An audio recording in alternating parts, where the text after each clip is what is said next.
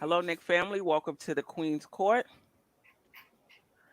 We got a lot to talk about today. The Knicks finished the season. I believe it was, I want to say, wow, 35 and, I'm 37 and not even 45. sure, 37 and 45 Five. or something like that. Yeah, 45. 37 and 45. We did not make the playoffs. If you remember us preseason, I know Sherwin M is here with his chest out big because I think he predicted 37 wins and us not making the playoffs. But we're here to talk about it. I got an all-star panel. I had to bring in the big guns to really break this down. If you haven't already, please subscribe to the channel. Hit that notification button so you'll be notified anytime we go live. That's the Queen's Court, the controversy, Knicks and Bruises, the NBA report with Ron and John from Still Nick fans, and of course pregame, postgame, well, when during the season, and now the shoot around with the creator of the channel, Simeon Russell.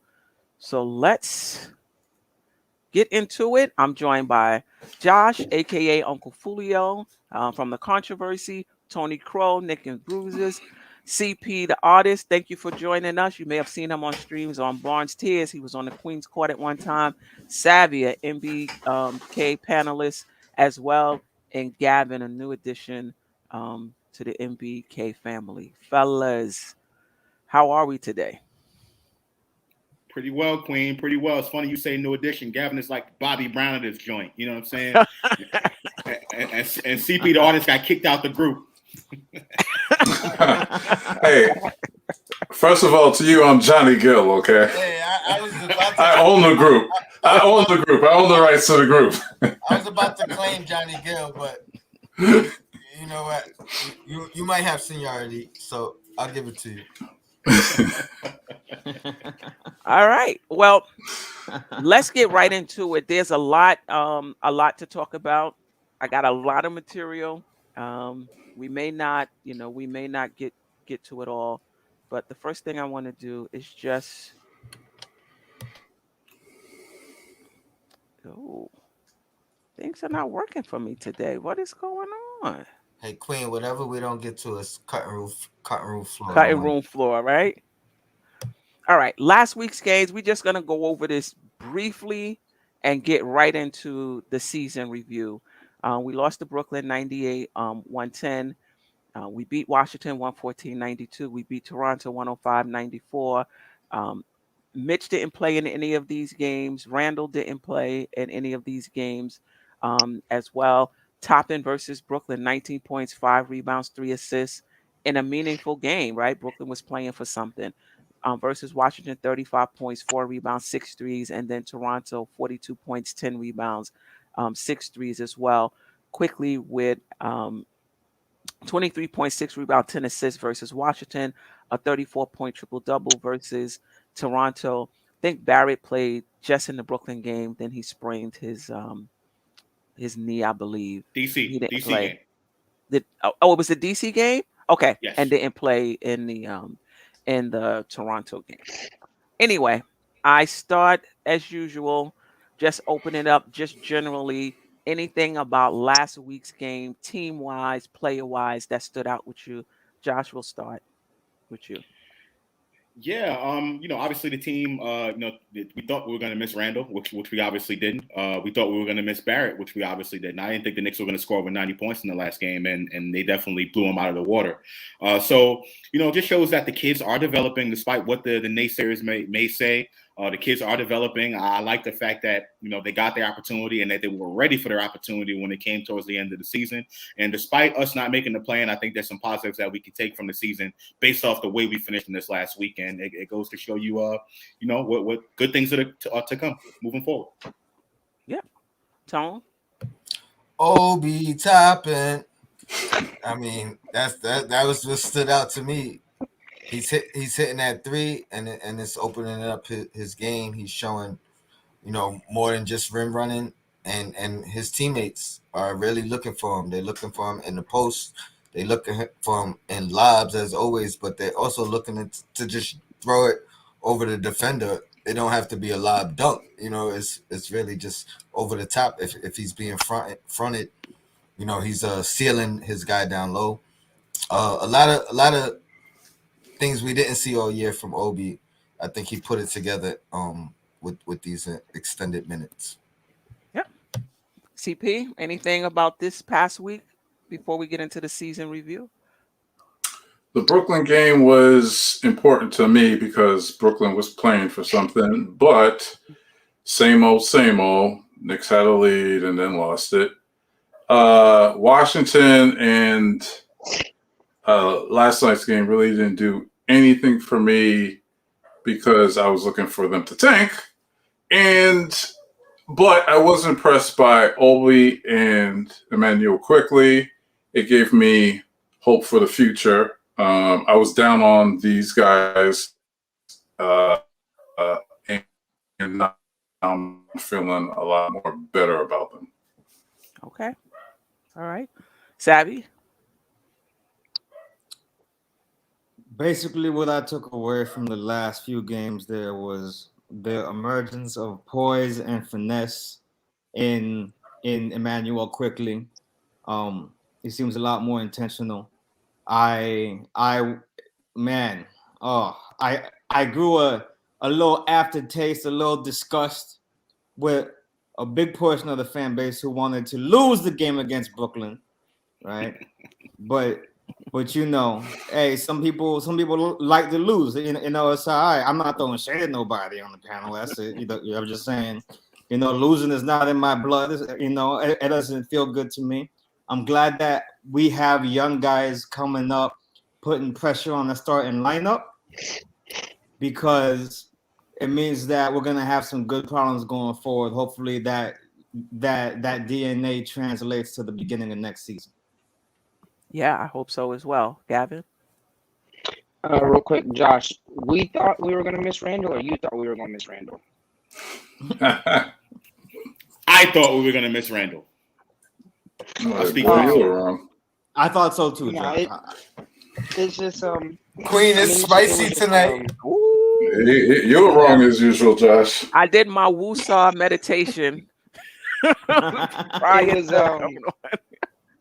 it's just positive to see the youth, holding their own. I mean, it's kind of disappointing that RJ went down, but glad there was nothing too serious. But I just like the IQs continue to play. Like I said last week, he just continued to grow into that role, and it looks like the game has slowed down for him, and he's settled down into the position and picking his spots more. And it's just nice to see the chemistry that that him and Obi have built. Obviously, you can see that they like playing together. They seem to work a lot together. So, just positives heading into next season. It was good that we were able to win. The last two heading into the offseason. So, Okay. I think your mic, there's something going on with your mic. It's not clear. There's a lot of static. is that better? We'll It's see. the head, The headset. yeah. Okay. Switch it up. Okay. Another thing that struck me that I didn't really get to say was that, man, like, it would have been real nice to have Cam, Grimes, and guys like that in effect for those games, just because I feel like they would have also been showing that maybe if we have those guys, we could have held the lead against Brooklyn and took that game, especially Grimes himself. But it is what it is. It happens in the course of a season. So hopefully they just come back firing on all pistons. Yeah. I'm interested in how do each of you rate a player when they're playing in meaningful games versus non-meaningful games. So there's some who think it doesn't matter. For me, I tend to think that the skill set is there regardless of the competition, but context matters. But I know there's some who don't really think it matters that much. So how do you evaluate a player in meaningful versus meaningful games? Tone? I want to lead. So I agree with you that there's a huge difference in, say, Deuce playing in the G League and then Deuce coming up and playing with the elite, right? I agree with you. There's a big difference in and Obi scoring 42 points against a resting Raptors team, and maybe if he would have had that 42 points against the Nets in the game that the Nets needed to win for their playoff positioning. So I agree with that 100%. But what I will say is the biggest difference I see in both Obi and Deuce down the stretch is confidence, which I think is the biggest change. It so the fact that, like Sim said, to score 42 points in any game, impressive, right? It's not an easy task. There is a difference in the level of competition, but I think once the confidence is where it is for that individual, I think they're going to be able to do. They're going to have their best performances, whether it's a 42 point game or what he had 18 against the Nets. You know what I mean? Like I think his confidence was there in both those games, and the more he plays like this with this confidence, the more his confidence is gonna increase, and that's the difference maker. Clyde told it to me to my face when I asked him about Frank and what do I think is the biggest problem with Frank Ntilikina, and he said confidence. So yeah. You muted, Queen. I'm just talking about in general, not specifically Obi. I'm just interested in how you evaluate a player in those situations. Josh? Well, it starts with expectations of that particular player, right? And that it doesn't necessarily begin and end on the stat sheet. I think a lot of times when you evaluate a player, you look at some of the stuff that he was doing before, you set your expectations, and then you look to see if he can either evolve with that particular part of his game or if he, decides to take a step back, right?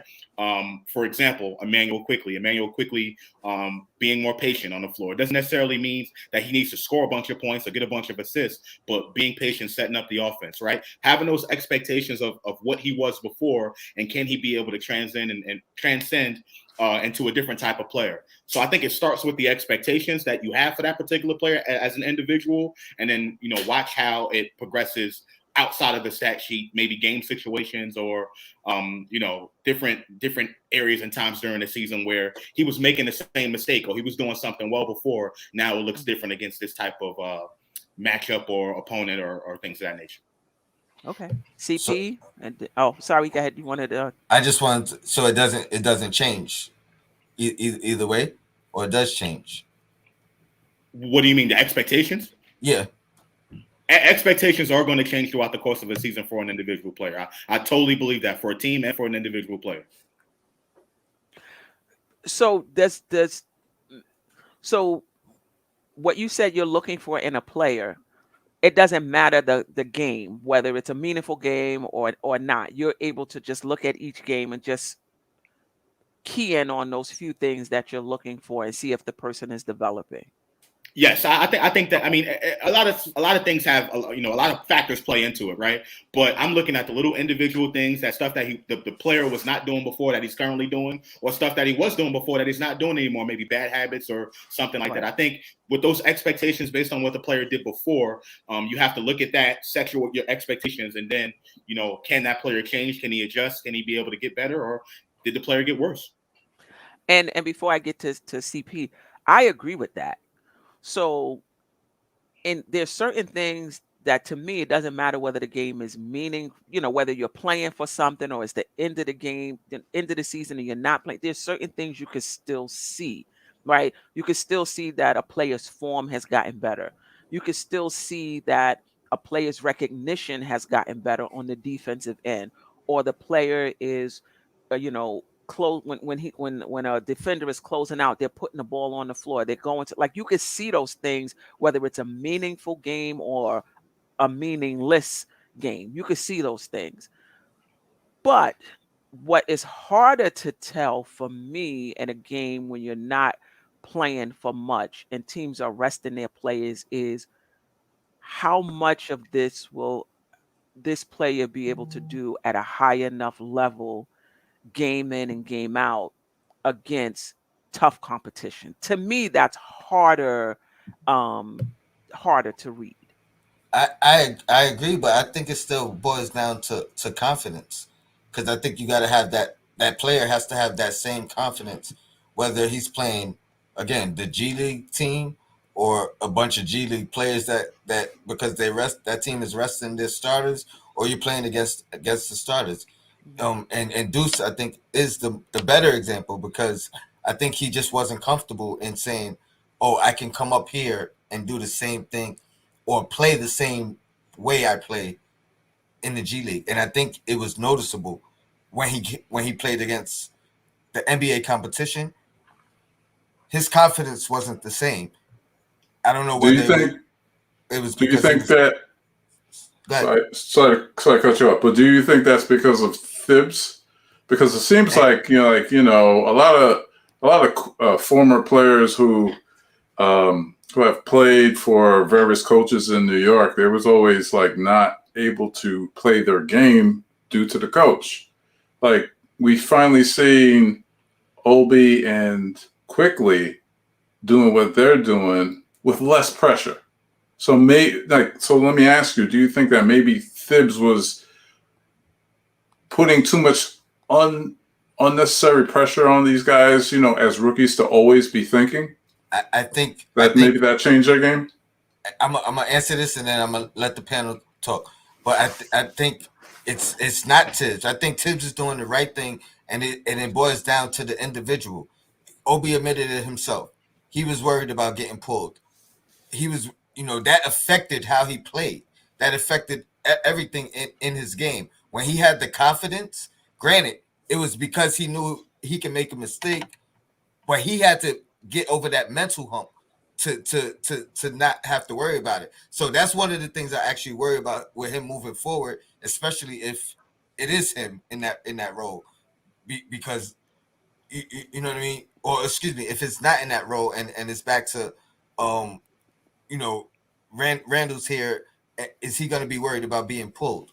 So I don't think it's Tibbs. I think it's the individual. And then just to bring it back to that with Quickly played his game regardless Out the of what. gate. Yep, Out the regardless gate. of what Tibbs wanted, and Tibbs had to adjust and say, "Oh, all right, he can hit that shot. I don't like it, but that's in his game. It's part of his routine." You know what I mean? So he didn't lose confidence in it. He could have very easily said, "Oh, look how Tibbs is looking at me. I can't shoot that shot. I gotta conform." So I think it's the mindset of the player and the confidence. And, That's a and good point. I'll leave it alone. Good point. Yeah. Savvy, in case you didn't remember the original question, I mean, you could comment on that as well. Mhm. But do you evaluate players differently, whether the games are meaningful or end of the season games, or not really? It's pretty Mm. much the same regardless. Um, I evaluate them differently in the sense that I expect more out of them when the game is not meaningful for the other team. Also, if the game is meaningful for the other team, let's say a team is in the playoffs but they're jockeying for seeding and we're out of the playoffs, we're playing with house money. I still expect more because either way, there's an incentive to to to perform higher. On the one hand, you want to diminish a team's ability to use your matchup, to use that night to get the position that they want. They're like, "Oh, we're playing the Knicks. We can take this one, or we can have this outcome come out in the way that we want it to." So therefore, you got to go in there and spoil their plans. And then if the game is meaningless to us, and we're not going to the playoffs anyway, I still want I still want to see you find that liberation, find that freedom to where it's like, all right, like I don't feel the pressure. So I'm gonna go out there and I'm gonna do what I do and I'm gonna show out. And the things that I look for in games like that, let's say the other team is already solidified and they're resting their starting lineup. I want to see you do things that you take risks that you would not normally take to that will expand your repertoire because you're getting some in-game execution and seeing if all right is this pass going to work, is this maneuver going to work, You know what I mean? Can I hit this no look to this guy on the cut? Right? If they have a suspect interior defense in their lineup, I want to see IQ drive that ball in and try some new ways about scoring about the interior.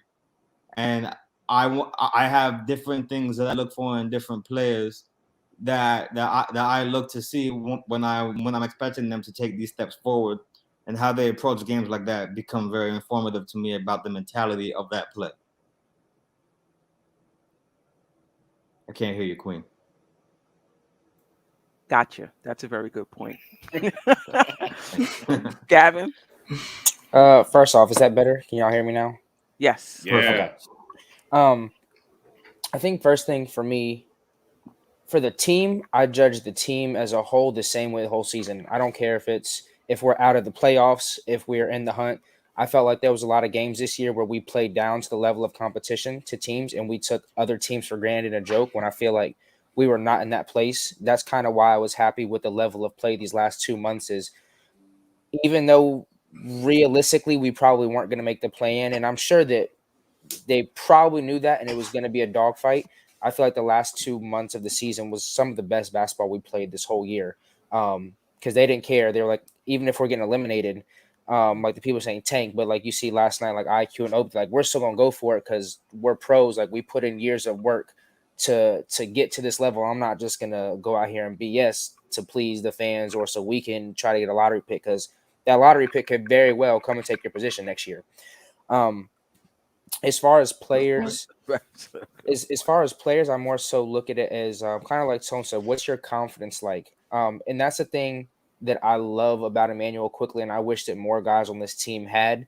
Although I don't, for 99% of the season, I did not like his shot selection, and it was frustrating. The thing that I can appreciate is he's going to play his game no matter what. He's like, yo, I'm going to take this shot. And it was kind of like Iman Shumpert said something about Melo.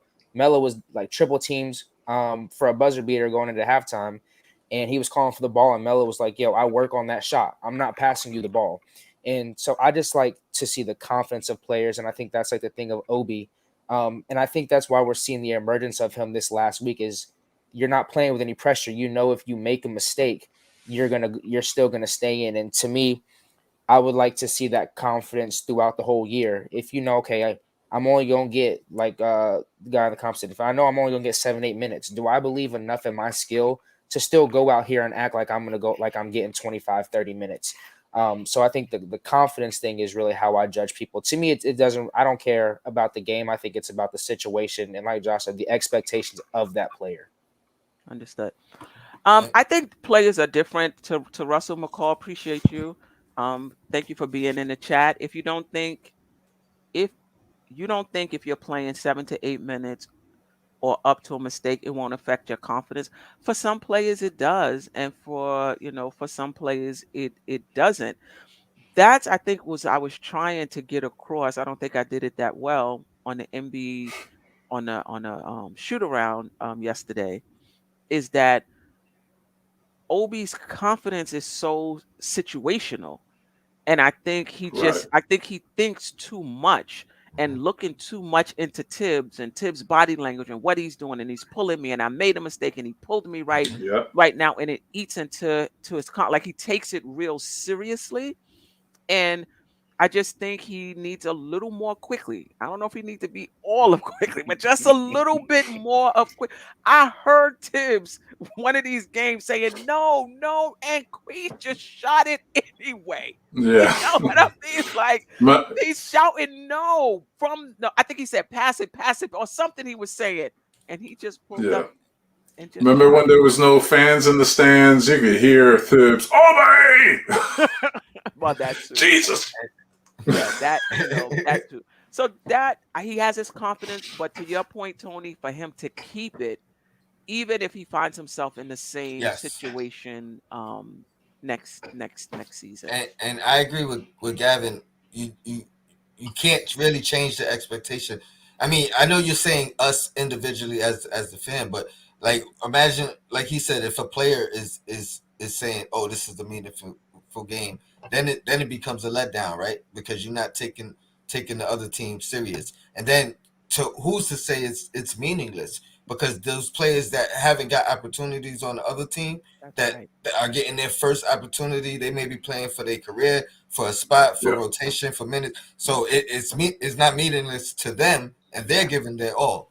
So I think it can't really change, from my perspective. Obviously, if they're playing G leaguers or guys brought up or whatever, you want your team to play better against those guys. But even that, I kind of look at logically, because they don't have any familiarity, game tape, or never seen them before. It's all new. You know what I mean? And one game, any team can beat anybody. Right. I Very want to true. go to the season review. I don't know how far we're gonna get, but these are the offensive stats from last year to this year. And one of the questions I have is that was one of the big things, if you remember, coming off of last season, was that our defense was really good, top one, two, three, or four different categories. And the feeling was if we can just get a little offense, even if we dip a little bit defensively, we'll be much better off. And I think that was behind the Fournier move, and maybe even the Kimba move as well. Get a little more offense in, even though it's gonna impact our um, defense. But from these numbers, our offense didn't improve that much. So I guess the question is what went, I don't know if wrong, like what didn't happen, which is why offense is pretty much the same. So our offensive rating was 110.6, which was ranked 23 last season, and it's the same. We were still ranked 23 in offensive rating. Points last year was 107, this year 106.5. Rebounds still top 10. Assists, we were pretty much 29th last year, 30th this year. Field goal percentage was worse, and that was huge for us. And we've had a lot of players under 40% from the field that contributed to this. So we shot 43.7% from the field. Our 3-point percentage was down as well to 35.7. We made more 3-pointers. We were top 10 in 3-pointers made. Free throw percentage was down. We were 14th in the league last year. This year we were 26th. Pace still an issue, near last. And our bench scoring also went from 12 to 23. And I'm sure a lot of that had to do with Derrick Rose being out, Burks having to move um, into the starting lineup.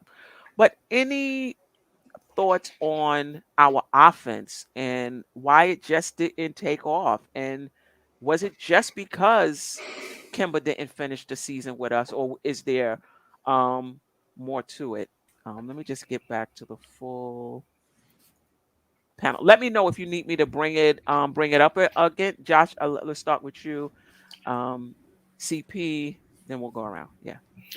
Yeah. This has been a consistent problem now, and not just for the past 2 seasons, but now the past 3. Our pace has been terrible, right? And I look at the beginning of the season, the way we starting off 5-1. We played at a faster pace. We got more shots up, and we made more shots, and we scored more points in the beginning of the season. Somehow it just kind of stopped, and we played this half court game, and in the half court we just do not run any effective plays in the half court set to really take advantage of our strengths. We're in a lot of isolation for Julius. RJ got his touches early in the season, not as much as he did towards the end. But even with RJ Barrett getting the ball more towards the end of the season, it's still the same thing. It may look better to some people, but statistically, we just don't put the ball in the hole enough, in my opinion. So it's a problem, and I think, and I fully blame Tibbs for this. I think for emphasizing a pace that's very slow, not running up the floor, not prioritizing getting shots up earlier in the shot clock. I think that's on him.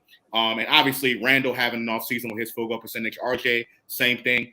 We just got to be able to put the ball in the hole. And I think the more shots we get up, the more points we'll score. And I think that's when you'll see some of our offensive numbers go up. I have a question. Time out. Didn't 4 days ago, me and you, Josh, get into something about a tweet that you had? I'm reading it here. It says, in the 8 games in which the Knicks have blown 15-point leads to Toronto, Cleveland, LA, blah, blah, blah. Brooklyn twice.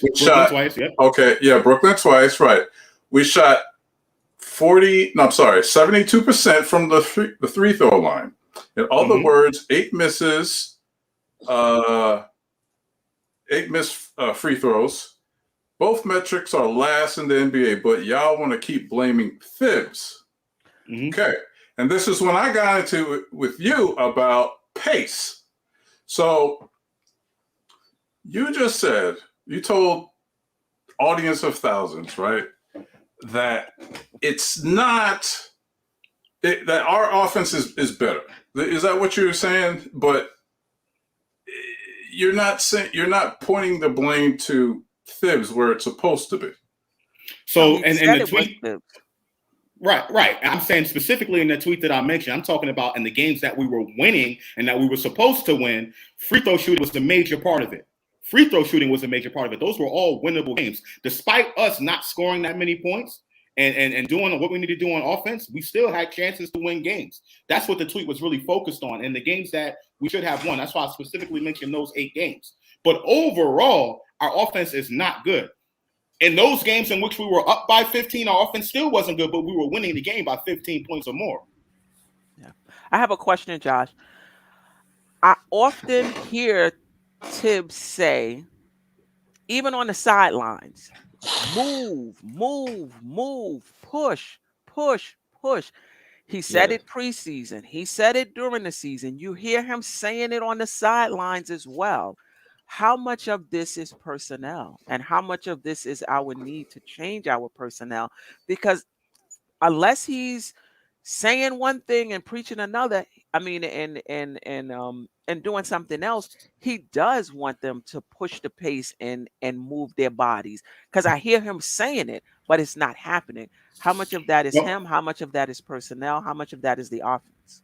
Well, it very well might be personnel, but I'm looking at Tibbs overall and his total body of work as coaching back in Chicago and Minnesota. They were slow teams. They just did not get that many shots up. He was comfortable having a game in the 90s, right? 100 to 90, to 90 or whatever. That's Tibbs' style. He's a defensive guy. All he cares about, I'm gonna say all he cares about, but majority of all he cares about is getting stops, playing defense, getting the rebound, and then offense will come when they can.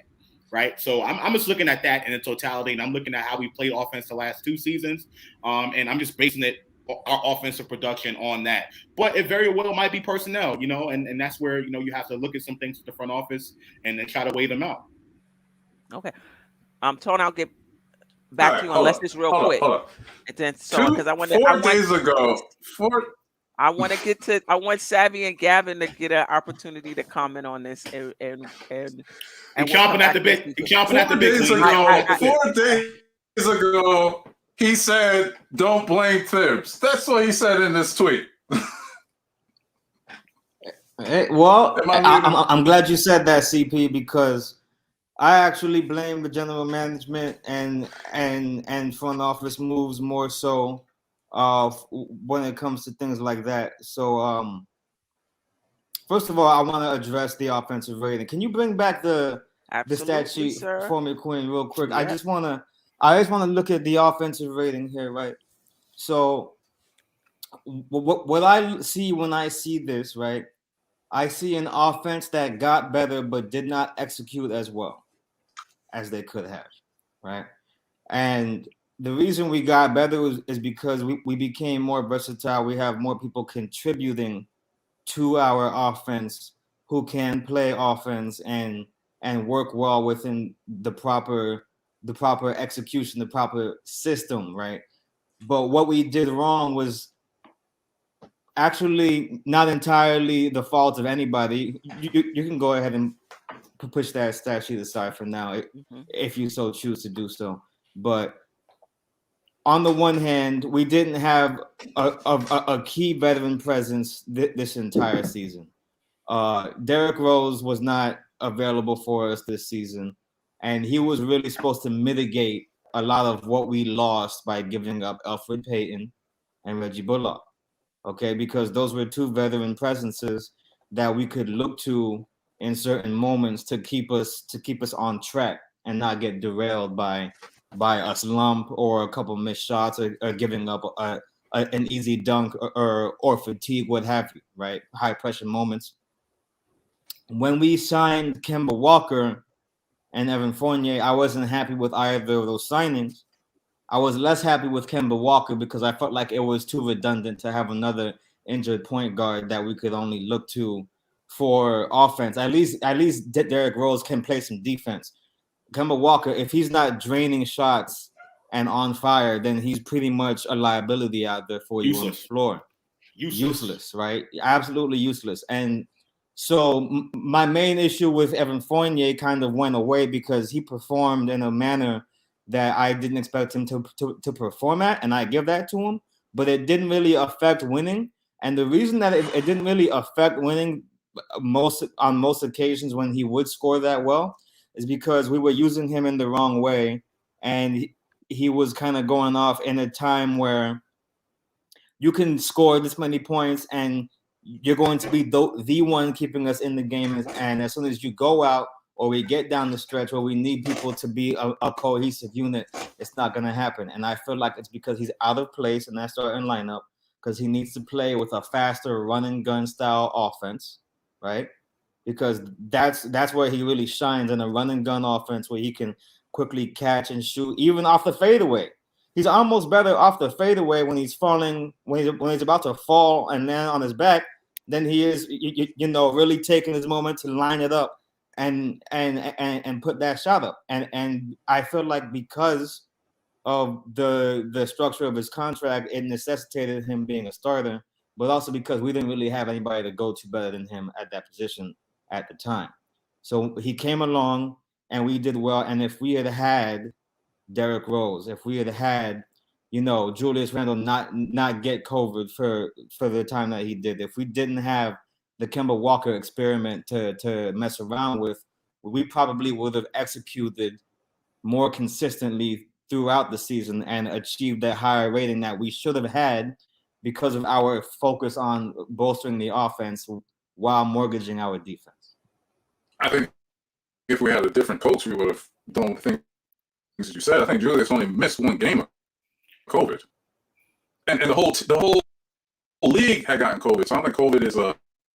Hey, you're breaking up, I am. Yeah, you're breaking up a little bit, but I see what you're saying about Tibbs. Queen, you're muted. I see what you're saying about Tibbs. I'll say this: Thibodeau, given what he had to work with, I feel like did a pretty bang up job.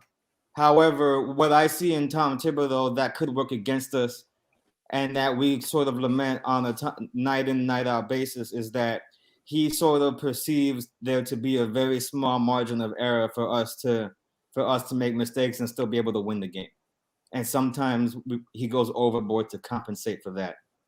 But when you have so much new personnel and such a change in the identity and DNA of your roster, that's going to happen because he doesn't really know what he's got to work with until he sees it. Okay.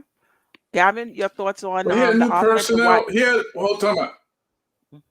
I'm sorry, but he had new personnel when he first got to New York last year. That was his new personnel, and his new personnel, quote unquote, made it to the 4th seed. He basically told management, "Hey, bring the same team back." They brought the same team back. What is the difference? All they did was add what? 2 players? Okay, I'll tell you the difference. Wait, listen. This is Go ahead, not the Savvy. same. No, let Gavin. I'll tell you. Let Go, Gavin. Savvy. Let Gavin. Right. Like he hasn't. No, say Savvy. He's I'm gonna let channeling Savvy. our inner answers anyway. Go ahead, Gavin. I would say that I argued with my cousin about this last night. The reason why I disagree with the fact about bringing the same team back is there's no coincidence that we were top 5 in the NBA last year defensively, and you take away 2 pieces, add 2 new pieces, and we drop to one of the last in the league defensively. Mm-hmm. There's no coincidence in that. Now, my thing with the offense is one of my biggest things is the drop in free throw percentage, and for a few reasons. There was, like Josh said, the games that we blew the 15, 20-point leads. We shot 60% from the line. I have to go back. I was looking last night. There was at least 8 games this year where we lost by single digits, and we shot no more than 60% from the line. For me, that comes down to execution. That's why I say that's something that Tibbs can't control. As an NBA player and as a team, there's no reason why we should be shooting 56% from the line, 62% from the line, because one, when you have leads and you're missing free throws, you can't sustain leads. When it's tight games and you're down by 1 or 2, you're tied games, you can never take a lead, and that always gives the teams chances to come back in, and you always find yourself fighting and trying to claw back from behind when they're literally giving you free points. A big thing that we didn't do this year, there was a lot of games where we were into the bonus halfway through the quarter, and we did not take advantage of getting to the line. Mm-hmm. And I mean, we don't have to talk about Randle because we know how that thing went. But the one of the other things was for me was the games that we had the 20-point leads in the first half. What you saw was a lot of ball movement and a lot of motion. That's why when I hear Tibbs say move and everything, to me that's cap, because his offense is we bring the ball up, we swing it to Mitch on the perimeter, we swing it over, we set a high ball screen, we run horns. There's no, like, when you have a play like Fournier, there's no down screens, there's no back screens. So him saying move, move, move, to me, that's predicated because the teams that he's had in the past before, and to me, this is where I go with him not making in-game adjustments, is he's played with very high IQ players in the past who themselves make in-game adjustments. When you're playing with younger kids, like when you're playing with an Obi or a Mitch who's still kind of raw with an IQ, who this is their first couple years in the league, to them, they don't know how to make those in-game adjustments. And I don't think that we, like y'all said, I don't think we had a good leader who was corralling the team and helping them make those adjustments. Even RJ, although he was trying to be that glue guy and corral everybody, to me, he's still only a third-year player, so he himself is still trying to figure out, one, how to make his own in-game adjustments. And you can't really help a team out as a whole make in-game adjustments when you're still doing it yourself. And we lost these leads. Like I said, we'll get up 20, and as soon as we go into the third quarter, we're settling for one and done 3-point shots. That ball movement stops. And to me, that was one of the biggest things, along with execution down the stretch. And I think the execution part of it goes to settling for one and done shots. And like I said, not really having that person to calm everybody down and say, yo, let's stop jacking up shots. Let's bring the ball up. You know, if we're going to run at a pace, but let's do it, but let's try to get some touches and try to get some ball movement. CP, go ahead. And wait 1 second. You can answer that, but also, what do you think we need to do offensively? And then I want to move over to the defense, and then I have a few other questions that we've been talking about, but because I have this panel, I'm interested in your view. So just what needs to, you can say whatever you were going to say, but also what would you like to see happen offensively, whether that's tib wise, personnel wise, strategy wise. CP, then Tony. I want to explain the game, okay? Enlighten us. I would tweet. I would tweet. Yeah, make sure you pay attention to Josh, because I think you're a cricket player more than a basketball player. So anyway, let me explain the game. So if we look at the stats of the starters and their minutes played, RJ Barrett, Julius Randle both average around 32 to 35 minutes per game. Fournier 28. And 28, thank you. 29. I believe it's 29. I think it's close to 30. Okay. Fournier. Okay. So when you play an NBA game consistently as they do, I used to always say this, and I tweeted this every time. I says, guarantee you a team will come back on the Knicks in this time, and it's always this time. It's the third quarter, the 5 minutes between the 5 minutes left in the third quarter. Every single time. Why? Because the starters are getting tired. I want to explain why we settle for threes. Because when you are tired, you do not drive to the rim anymore. You settle for threes. The missed free throws. If you ever played a game, coaches used to tell us you have to practice free throw shooting when you are tired. We used to run suicides. I don't know what they call them today, whatever. They're probably a new politically correct name. We used to run them, then we would shoot our free throws. Because when you are tired, you have to learn how to make them Get my point? So let me finish. I believe all this coincides with Thibs' rotation and the lack of using the bench when he was supposed to. I call him on Twitter status quo Thibodeau. He sticks with the same exact game plan. Plays the starters X amount of minutes. When they're tired, he feels like they're gonna, get it out and play. And this is the reason for our downfall. Look at the stats. They're almost identical to the stats that we have from last year to this year. Well, I agree. I agree with, a lot of what you're saying, but I don't care how tired you are. You got to hit free throws. I mean, come on, and that's what you need to do. Then in the off season, practice hitting your free throws when you're tired. RJ averaged 35 points. I mean, excuse me, 35 minutes. Randall averaged 35 minutes. You mean to tell me that you're so tired down the stretch after playing 35 minutes that you can't hit a free throw? I mean, Yes. And not to mention, and watch this. Last season, Tibbs was playing as far as the same amount of minutes, right? Last season, the Knicks were 13th in the NBA in free throw percentage. This year, they're at the bottom of the league. When Tibbs was in playing Minnesota, the same amount of minutes. playing the same amount of minutes. When Minnesota, back in 2016, 2017, Minnesota was top 10 in free throw percentage. So that's an excuse. That's baloney. Okay, that's straight up baloney. And pace is not just about running up and down the floor. Pace is possessions per game. I'm not talking about playing Phoenix Sun style, running up and down the court. I'm talking about possessions per game. Okay, the Knicks play one of the slowest possessions per game in the NBA. It's been that way for the past 3 years. So everything you're talking about right now is straight up baloney about free throw shooting. Do not make any excuses for these players. No, it's not. Yeah. When you're tired, you miss free throws.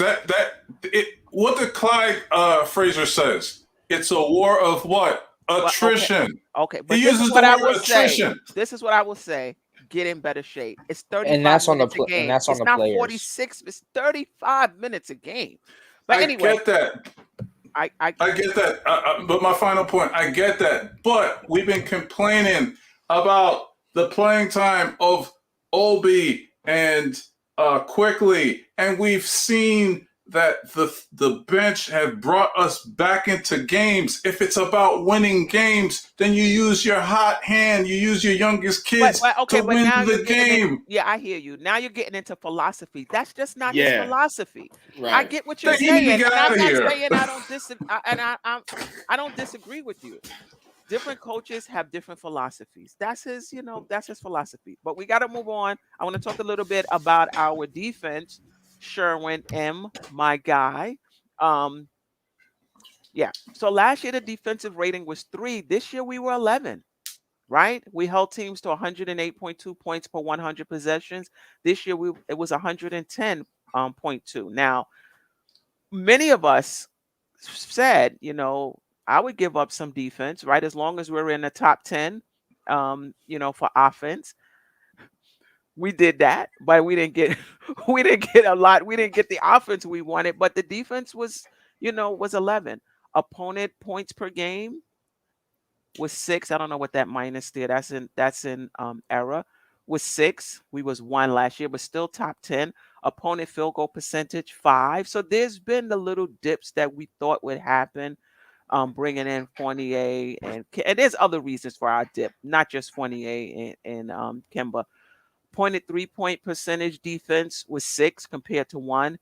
Opponent rebounds, we were 10. Last year was 16, so that was better. Second chance points were 2 compared to 9 last season, and opponent fast break points were 5 compared to 2. So let's talk a little bit about the defense. Number one, is this about what you expected coming into the season?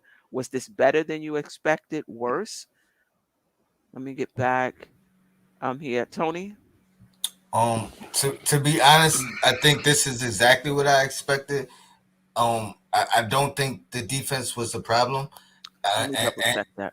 And I'm sorry, I didn't get to speak about the offense, but I think the offense was the issue.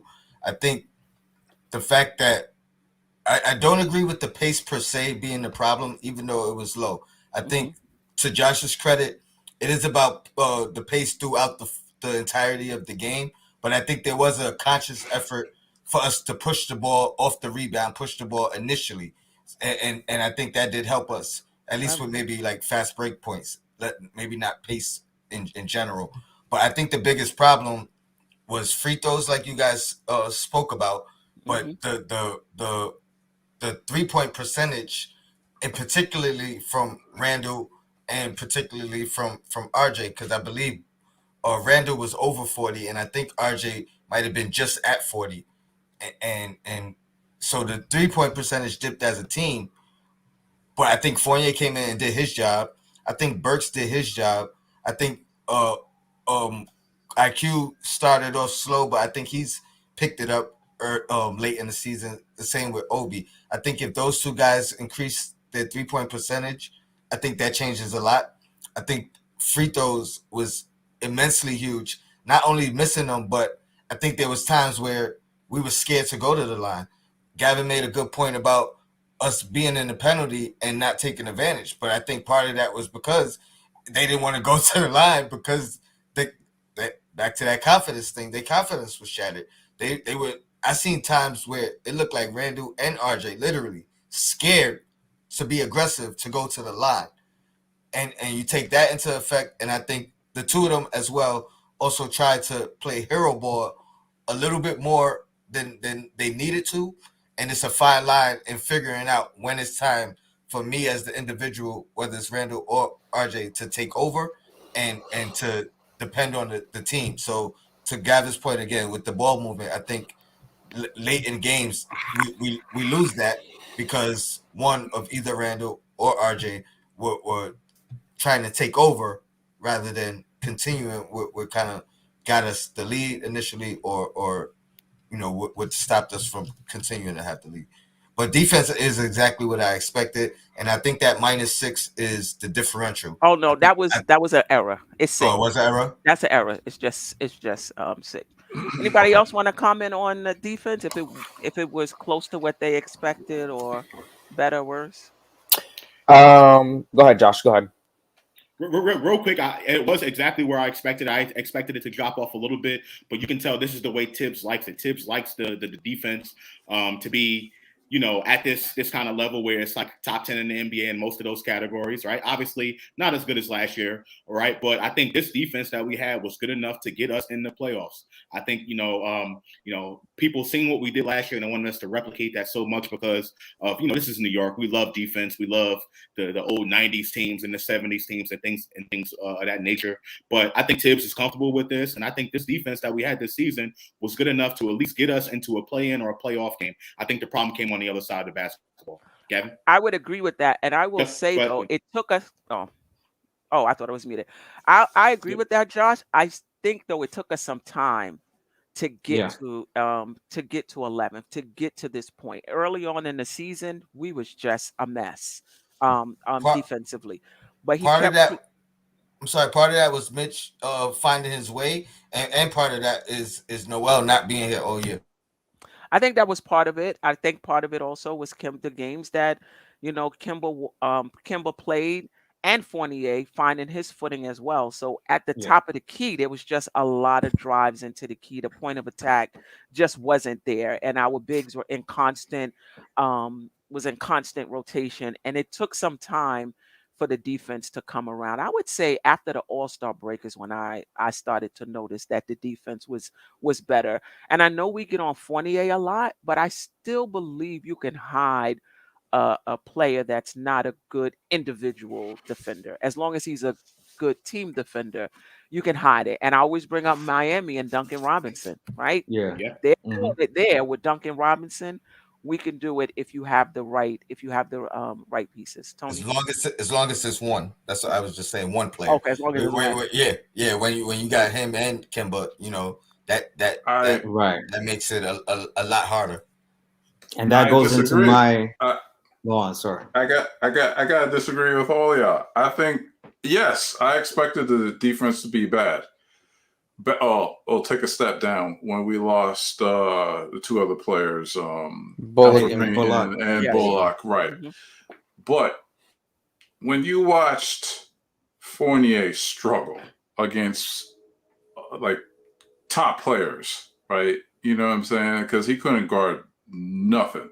And then you had credit this to RJ. He played defense against the top guys, and he did very well. I gotta give it to him on I that. wouldn't say right? very well, but I like the Oh, fact that he stepped up to the better than challenge. expected to me. I thought it was better than expected to me because he also had to give offense On and also had offense. to play defense. That's You know what fair. I'm saying? That's pretty tough. And so, but Julius Randle, you know, he took a lot of plays off, and Yes, he did. was a albatross of a defensive player and a liability. I tried to defend him a lot of times. I said, well, you know, look over here. You know, there was a viral moment when they were playing against Philly and Embiid, you know, was on a pick and roll. He should have helped, but Julius was guarding Tobias Harris at the 3-point line, but he could have just kind of hedged him or helped, and little plays like that Julius has given up on. So I think that there was a lot of things where Thibs could have used better. He could have kept Julius more accountable on defense. Grimes is a very good defender. I think he was a better defender than Fournier. He should have used him more. Gotta give. I was never a big fan of IQ defensively. He's been stepping it up. You know what I'm saying? And when we lost a lot of leads, I feel like those were the lineups where Thibs should have used, you know, to get us back in. And Obi is a lightning rod when it comes to defending. Yeah, he gets beat sometimes, but he has those long arms and CP. what? CP. Stop the cap. Hard stop. Hard stop. Obi is he's a bad defender. I get it. Okay, what does lightning rod mean? Defender. Before we yell at you. he shows effort. He has effort. He's yes, that's true. Yeah, that's what I'm talking about. But there's energy and effort. You could be going around in a circle, energy and effort, and not. So we got the exact opposite between Obi and Randle. Randle can play defense, but his energy and effort and engagement is not there. Obi has all the energy in the world and doesn't know what he's doing on the defensive end. He I watched him. Which one you would prefer on your team defensively?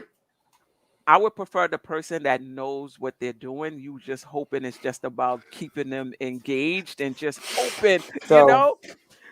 Time out. Your husband knows he ain't supposed to cheat, but he cheats anyway. That doesn't, you know. That's a terrible comparison. That's a terrible comparison. Obi he doesn't know what he's doing. He loses his man all the time. So I see the point. And the team has to be in rotation all the time because his guy is always loose. I see the point CP is making though, because what he's really saying is that Obi, while he probably needs to you know enlighten himself on the finer points of playing defense, once he learns it, he will give you that defense. Once he learns it. But Julius Randle, we have to depend on the mood that he's in night to night, the energy level that he has for us in order for him to fully commit. However, Julius Randle has more of a load on his plate. No. I get what both of y'all are saying. But there are games, for whatever reason, whether it's a national TV game, whether he's going up against Kevin Durant, then you're going to get some good defensive games because he knows how to do it. So as long as they're on national TV, he plays defense? Is that what you're saying? What I'm saying is, if during the course of a season, for whatever the reason is, you're going to get more defensive games out of Randle than you're going to get out of Obi, because Obi doesn't understand the game defensively. At least when I'm watching Here's where I got that's you. This is what I'm seeing. And it's not even his stance, and he's in the stance, but it's not low enough and he can't move his feet. I'm not even talking about that. I'm just talking about defensive awareness, where you're supposed to be on the defensive end. No. I get your point. I mean, he has, Clyde has said, hey, Obi, you got to use the baseline as an extra defender. That's something that, you should know, I get you. But how well is Randle a defender when he is 99% of the times arguing with a ref on the other side while I his agree with man you. is...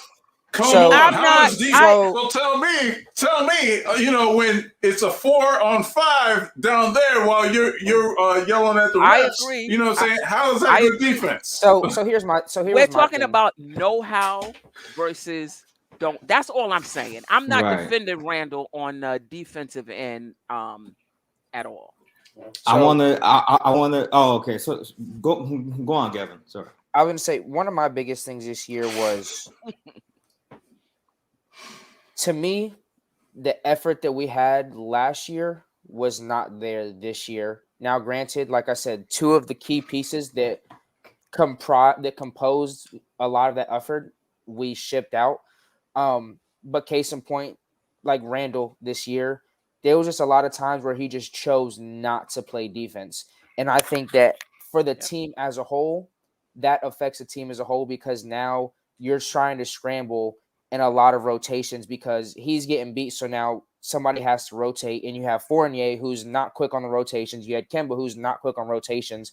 And I think that was one of the biggest things this year. And I think that's why this year we saw a lot more threes given up, even though Tibbs' philosophy is I'm going to let teams shoot the three and force them to make them. Granted, I don't agree with that philosophy because this is the NBA. To me, you just can't give up wide open threes, but that's neither here or there. So to me, it was about the personnel that we had. Like I said, there's no coincidence that two people from last year were shipped out this year. And you saw after a lot of baskets this year, or a lot of the foul calls, you got two or three people looking around, pointing to each other, saying, "Yo, that was your man. Whose man is this? Who was the rotation?" And so I just think this year the IQ of the defense piled up with the effort wasn't there. One thing that I would like to see is Tibbs' defense challenging people. It is not hard to beat a man-to-man defense because, like we saw this year, case in point, when we had Kemba, all you have to do is set a screen and switch and get the mismatches you want. And that's also towards effort this year. To me, I thought last year we gave a lot more effort trying to get over screens.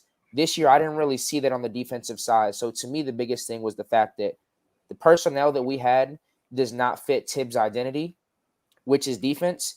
And that's kind of where I pass off the blame to the front office, that you're bringing in people who don't fit his defensive philosophy. But then I also pass on to Tibbs, where that's where you as a coach have to make adjustments. So if you know that we're not a good man-to-man team, I would have loved, and I think we would have done a lot better this year playing zone.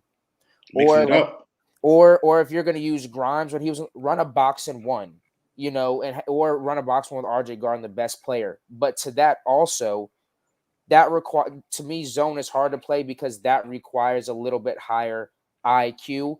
And I just don't think that this year we had the defensive pieces to put it together like we had last year. And I don't think that Randall's lackluster effort or a lack thereof helped the team in any way. Yeah. Good If point. I may, Yes. if I may chime in very briefly on the topic of the defense, right? My expectations were much more catastrophic than the rest of this panel. I thought we were gonna get annihilated on defense, and we'd have to routinely outscore teams via the new firepower in order to win anything. And I feel like, in a certain way, I was correct for part of the season, and then pretty much after the All-Star break, I would say probably closer to January was the real transition, right? Was when I started to become more optimistic. Case in point, I jumped up out of my seat last night when I saw Fournier play the passing lanes and grab a steal off that. That man's come a long way. Oh, I get thrilled about defense. That man came a long way since the beginning. And even though I thought it was his lack of defensive aptitude, I just learned that he had to get into the rhythm and find the chemistry with his counterparts in his lineup in order to really do what he needed to do to not be a complete defensive liability. So once we had Burks in at the 1, and we were really rolling there, January, February transition, things started to materialize. And I thank the high heavens for Jericho Sims, because Jericho Sims has been able to come in and give us not only a fight for rebounds, offensive and defense, more so defensive rebounds. Mitch is more the offensive rebounder, but Jericho also brings something to the table that allows us to be more switchable. Right. And that switchability went a long way for us down the stretch of the season, and also came to be a factor in how Evan Fournier was able to step it up a notch, because once he found that chemistry and we kind of got Kemba Walker out of the rotation completely, we were able to be more switchable, to be in the right places and not wind up with two people collapsing on the same offensive player and leaving somebody open when one expected the other person to switch and go get that person. Yeah, Right. and I think that So may have been why Tibbs liked Burks, the yes. switchability on defense. I want to get into just a few position battles before we get out of here. I don't know if you want to call them position battles, but Mitch I like the name. is a free agent, and we very well may lose him. We've talked about this bits and pieces throughout the season. Hopefully, we don't. Hopefully, he's back. And if he's not back, at least there's a sign and trade, right, where we get something for him. But how comfortable are you with Sims if Mitch doesn't return? Josh, I'll start with you. I think we're still going to need a little bit more depth at the center position, preferably a stretch 5. I think Sims can, he can defend, right? Still going to need a lot of work. Still going to need a lot of work offensively. I believe he can defend, but I still think we need to add some more depth, particularly if Mitch is not here, and I don't think Nerlens Noel is going to be back regardless. So I'm comfortable with Sims. I like him, but I would like us to go get someone else to complement and to complement not just Sims but also the entire offense as well. Do you think he can start, or do you see him more as a backup at this point in his young career? At this point, I don't see him as a starter. Not at this point. I need a little bit more time. Let's watch him for another season or so, and then evaluate him the following season. Not right now. Okay. Tony, I know you already look depressed with just the thought that Mitch may not be here. I'm sad But- too, brother. I agree with Josh. Obviously, I don't want Mitch gone. I think we can't lose him for nothing. I think that's going to be an atrocity, like Stephen A. would say. Mhm. But Sims, I'm actually more comfortable with him than I let on earlier. You know what I mean? It's just I like Mitch a lot, and I think he could start. I think there's still a learning curve for him, but the fact that he's gonna have legit or specific responsibilities, I think it'll be easier. It's less of a learning curve for him to come in and start than it would be for like even Obi starting. Like he's gonna have more thing. Obi has more responsibility becoming a starter than I think Sims does. He's already a good rebounder. He's not a horrible defender. He makes some rookie mistakes that you expect from rookies, but I think basketball IQ is high. I think it's probably higher than a lot of people talk about. Jumps out the gym and gives effort. Strong. I think he can start if need be. And I also agree with Josh that we do need to bring in another 5, particularly somebody who can stretch the floor, do some of the things that Sims can't do, and you're not going to ask him to do. Okay, I'm gonna go this way. Gavin, Savvy, and then CB. But if we can just keep it succinct, so we can get like 2 more in before we have to close. Offensively, I don't think there's that much of a difference. You can throw the lob up to either one of them. I think the biggest thing is going to be defensively. you're gonna lose to me a little bit of the rim protection and the shot blocking ability. But the thing that I love about Sims is he can switch out and guard on the perimeter. And to me, that's one of the biggest things with Mitch. Why in today's game and the trajectory the NBA is going, that's the only reason that I'm not too high on him, because when you're switching out on the perimeter and you're having these bigs and these stretch fours and fives now, when you're in the pick and roll situation, Mitch always has to drop down the screen because he's not quick enough to hedge and get back. If it is a case where he switches, he can't guard, he can't take on a guard on the perimeter. And that's the one thing that I like about Sims is, for the most part, he showed this year that he was comfortable switching 1 through 5. And he's not as easily moved in the paint as Mitch is. So I think perimeter defense, he helps you a lot more than Mitch does. Interior, you're going to lose it. I think that you'll probably get the same production from them if he was to start or not, at least from the offensive side. From the offensive side, so because like I said, neither of them are going out there to put up lights out numbers. I think on the perimeter you improve, on the interior you get weaker. But you improve with defensive rebounding too. Let's not forget about that. And yeah, defensive, but you not offensive. So the thing, and here's one thing that he's I a saw. good offensive rebounder. He just doesn't put it back up. You're right. And I will say one thing, and it's a very small thing that I noticed with Sims. To me, one thing that I see with Mitch is when he's going after rebounds, he gives one effort and he's out. The one thing something that I saw with Sims is he's given multiple efforts to go up for rebounds. Now, granted, I think that's because he's a lot quicker off the floor and has a lot more spring and quickness in his legs, but both on the offensive and defensive side, I think the reason that Mitch only gives one effort is because he's so worried about having to get back on the offensive and defensive side. Sims is like, I can go after multiple efforts and still get down the floor a lot quicker than Mitch can. So I think that's why, to me, he may not grab as much more rebounds, but I think that you'll see either a lot more tip outs or deflections out to teammates. I am scared. I am scared of his free throw shooting. It is worse than Mitch at this point. Well, he went 4 for 4 the other night, though. It looks better though. It does look better. He went 4 for 4 the other night, and just showing that he's been. Well, I'm sure both of them has been working on it. Right, Savvy and then CP. We could keep us succinct because I have 2 more.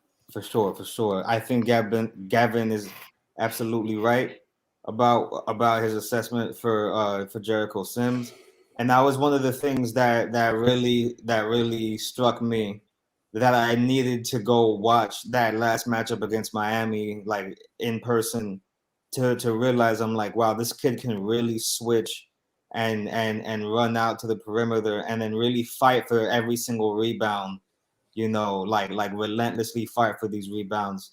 I think that what I would like to see going forward is for him to get the lion's share of the minutes at the 5, but maybe we see him as a starter then. Well, this is my thing. Do we fare better starting him but closing with Taj, or starting Taj and closing with Sims? Or maybe we just have Taj start and finish for us, but Jericho Sims will play the meat of the minutes in between. You know what I mean? Because I don't think he's quite ready to start yet and have to always be going toe to toe with the star 5 on the other team. I think he's gonna have trouble with guys like Embiid, Jokic to a lesser extent. Actually, I think he matches up better against the guy who plays the way Jokic plays than the guy who plays the way Embiid plays. I think he's strong enough to rock with Embiid more than Mitch is, honestly, strength-wise. I think it's the finesse that Embiid has to his game, and Jokic has finesse as well. But so much of what Jokic does comes from his power, and I feel like Jericho Sims has the ability to contend with that, whereas Joel Embiid has a certain versatility as just a lone player without having to take into account the way that they make other players around them better, to where Jericho will be able to match up better against a guy like Jokic than he could with Joel Embiid. You feel me? And Well, Embiid is a problem for everybody, but I think Sims would do a better. I saw Mitch do a good job on Embiid a few times because Yeah. of his length. But what I like about Sims is that because Embiid plays inside and out, Sims can do that. At and least I was Sims just can gonna play say, out on the perimeter with him. But I don't think anybody is stopping him at this point in his game. CP? and Oh yeah, he's a He's rough vulnerable. And just real quick, my last thing, I think the reason that we may fare off better with Sims is I think in the long run he stays a lot healthier than Mitch, so I think that he's going to be available more than Mitch is solely based on how their body is constructed in today's NBA game. Okay. CP? Oh yeah. While y'all were talking, I had to look up this stat. So Obi Toppin has a better defensive rating than Julius Randle. Obi Toppin's defensive rating is 104 compared to Julius Randle's 111.6. Also, the younger players have a better defensive rating than all of the starters. Just want to mention They're playing the Quentin bench most Grimes, of the time. They're Emmanuel playing the quickly, bench most But of the time. They're CP, playing the bench. still context Obi's matters. not guarding this. starters. I can't win Context this. matters. Context matters, you know. Can't read basketball, buddy. You know, they not they playing limited minutes. They're playing second teamers. Like I'm not taking anything away from them. They come in, they play well. They won us plenty of games. I'm using my But eye I'm not gonna test. sit I'm here. using my eye test now. You're not using your eye test and gonna tell me that Obi is a good defender. You're not gonna no. No. What he does He's best a willing is defender. fight for A boards. willing defender Fight for is Okay, boards and best. try yes, to he block is a shots. willing. He is a willing defender. He's a willing defender. But do you want to chime in before we move on if we lose Mitch, if you think Sims could replace him, or will we need to go out and get a replacement? We don't got a choice. And if he leaves, you still got Butterfingers Noel, Well, If he so plays, what if could he you do? plays, I think yeah, if he plays, I think that's why they re-signed him as an insurance policy.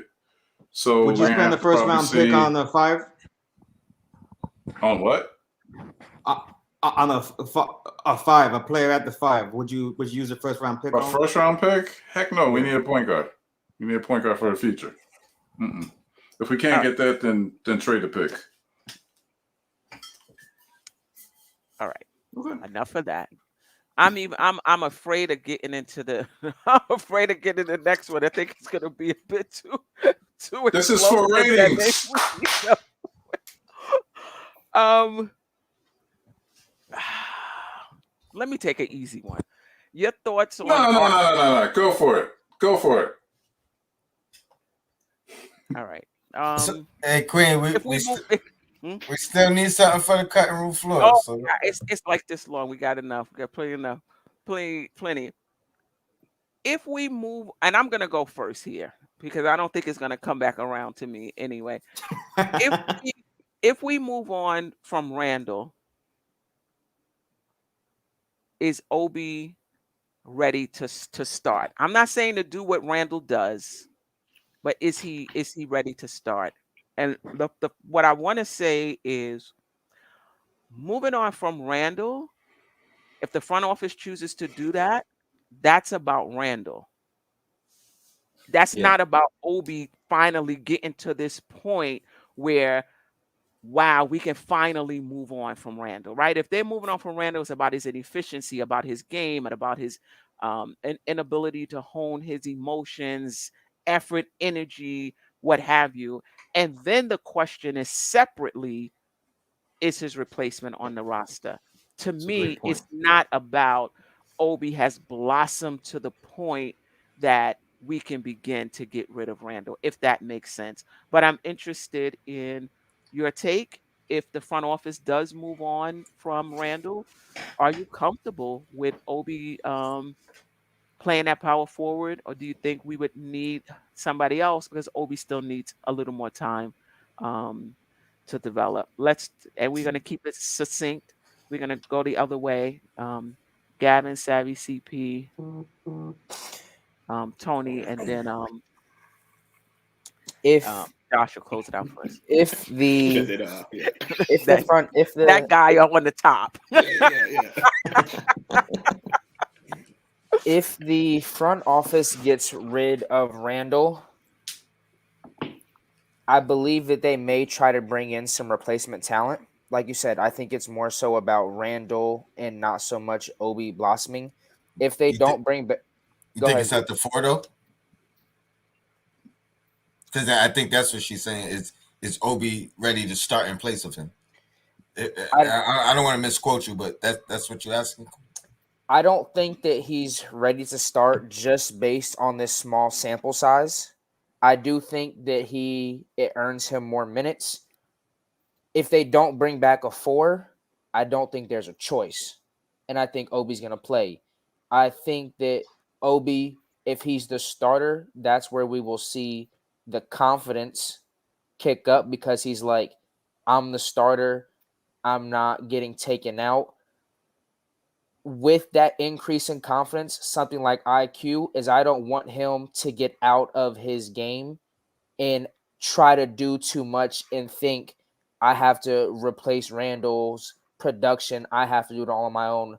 I'd like to see him still continue to develop the Right. 3 and learn how to play the NBA game a lot more and hone in on his skills and kind of do like IQ, pick your spots a lot better. But I think that if Randall is not brought back and we don't get a 4, I think that he'll end up being the 4th. He'll end up being the starter, and we'll have to see how his development goes throughout the season, and hopefully it's not throwing him into the fire too quickly and ends up affecting his confidence in the long run. Kind of like where y'all said, at some point the fans are going to turn on somebody.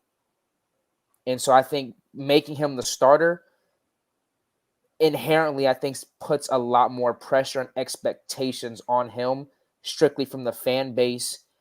And I think that he may not necessarily want it. I think he can deal mentally with the pressure, but I don't know if his game will be taken to the next level based on the role and the responsibility that he'll be given. Very, very, very good points. Yeah. Savvy. I'll say this. Do I think he's ready to start? No. Am I willing to issue the challenge? Yes. Especially if we find ourselves a legit veteran point guard to come in and take leadership. I think with a presence like that on the floor, it would ease some of what Obi Toppin would have coming at him as a starting player. It would put a guy on the court with him that could coach him on the floor. It would put a guy on the court with him to alleviate some of the scrutiny that he would have. And what you would have is effectively the Cam Reddish and Obi Toppin show at the 4. And you let the cream rise to the top as always. But am I willing to start him right now? Under the proper circumstances, I would issue the challenge, absolutely. But do I expect him to start and expect him to flourish in the starting role at the gate? Absolutely not. I think he's going to take his lumps like he did in January and have to come back and bounce back from it. And then we'll know what we really got on our hands there. Okay. CP. Yes, he's ready. And here's why. Well, here's a caveat. It depends on what type of system Thibodeau plays next year. I love watching RJ with Obi. That run and gun style was just lightning. Obi doesn't need. I'll say it this way.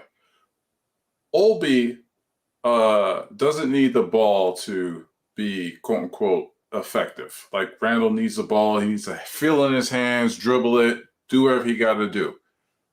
Obi is fine just being in the corner, taking lobs and all that other stuff and doing what he needs to do, right? He's not that ball dominant as Randall is. We know his usage rates and so forth and so on. We know that he will take the ball away from the point guard's hand and try to do what he wants to do. I can envision an offense where you got RJ and Obi playing off of each other, and I think that is beautiful. Just the pace that they could be. They're more. It will be more athletic. Not saying that Randall wouldn't be athletic. And if we're going to trade Randall, I'm hoping that we're going to get somebody dynamic in return. So maybe it's a point guard, with some skills. You know what I'm saying? That could even, bring Obi to the forefront and RJ and the rest of the team. I'm excited if we trade Julius, and I'll be a little bit more excited to see what Obi would do. So yeah, I'm gonna be the odd man out, but yeah, I think it'll be a great thing to do. Oh, I don't think you're the odd man out, but this is Wait till what I've Josh start noticed. talking. This is what I notice about our fan base. We dream about what could be, and we get so excited about it, and then when it And they get happens, disappointed. we act like we didn't ask for it. Now everybody is chomping at the bit, so upset. People aren't playing well. Everybody, let's play the young people. If they don't produce next year, oh, I don't mind watching them, even if we're losing next year. If they don't, we're gonna turn on a few of them. Please mark it. We're gonna turn on a few of them. No doubt about it. Facts. And we're gonna be wondering why we not winning. So anyway, um, I Tony and I agree. I agree with everything that CP said, except that absolutely, except absolutely. You know what I mean? Because I'm not sure. I think what it really relies on is if that 3-point shot is real. I think that changes everything. Your concerns, Gavin. I'm not as concerned because I don't think he has to come in to fill the role of Randall. I think he can continue to play his game to his strengths. Plus that 3-point shot being legit, I think that opens up everything else for him. And then Randall's 3-point shot wasn't legit this year. Was he like under 31% or something like that? But last year he made him all NBA though. I never argued. Yeah, but last year ain't this year. I don't know if you heard. I know you're kind of young, but I grew up on Janet Jackson. What have you done for me lately? I didn't say anything. That's the problem with New York Knicks. I didn't say anything about Randall. I'm only speaking if Obi's 3-point shot or 3-point percentage is legit, 35%. I think he is capable of starting on his team moving forward. Granted, it's going to take what we get back from the Randall trade. Hopefully, that being a point guard and somebody that can fill in some of the roles that Randall had. I don't want Obi to try to fill the role of Randall. I think that's a lost cause.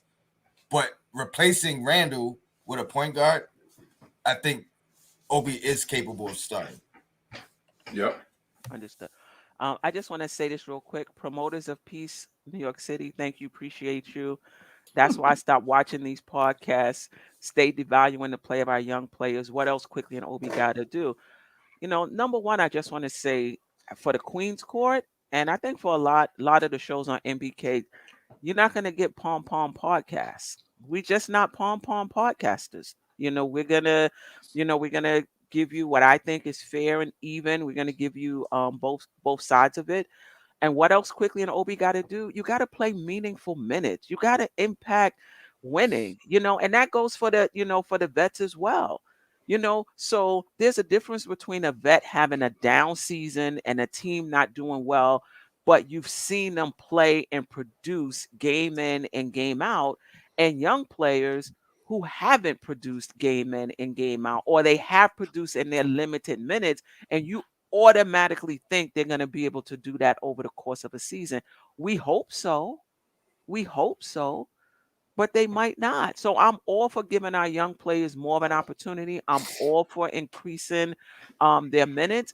But for me, when I talk about a person starting, the first thing that comes to my mind, can this player produce game in and not that they're not going to have bad games, don't get me wrong, but can they produce game in and game out during the course of a season? That's what I'm looking for. And yeah, I get Right. it. Sometimes we don't get that from our veterans, no doubt about it. But they've earned it.